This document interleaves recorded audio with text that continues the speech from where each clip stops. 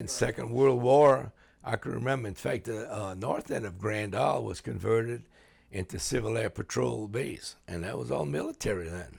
And I can remember the float planes coming in and using the highway as a landing deal. One of the gentlemen that was in the Civil Air Patrol, he was from Little Rock, Arkansas, Mr. Addis McDonald.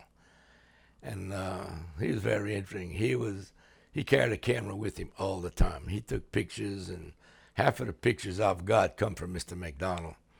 At night, you could see ships burning. The German submarines would torpedo boats and all out there, and we'd see it burning. And there'd be a lot of debris that would wash up on the beach. And there'd be parts of boats and all. And a lot of people's homes here were built with debris left over that they'd find on the beach. And you'd find cans of oil and paint, and some of the houses here were painted ridiculous colors, whatever, they'd put everything together. And for a long time, we'd go swimming, and there were tar balls on the beach like you wouldn't believe. Mom would keep a foot tub of kerosene at the foot of the steps. Before you went in, you always had to wash the tar off the bottom of your feet before you went in the house.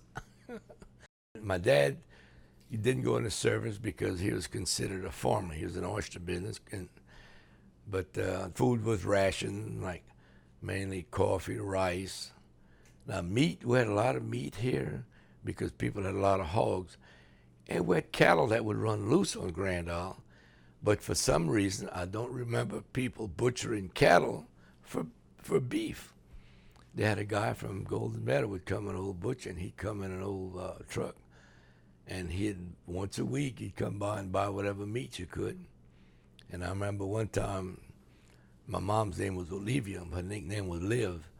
I remember him telling me, that was Mr. Louisiana from Golden Meadow, had the truck. Liv, I don't know if you want this meat, babe. He says, it's pretty red. It could be horse meat. Mama said, I can cook that down like anything else. It doesn't make any difference. So then we had a little bit of beef. We thought beef, whatever, didn't make any difference. We had a lot of chickens, because I had to clean the chicken house every year, and that wasn't a good job. And we had a lot of shrimp, oysters, crabs, and all. So like I said, we had a pretty good life, considering, some of the other people had a hard time. But if you didn't mind working, you didn't go hungry on Grand Isle.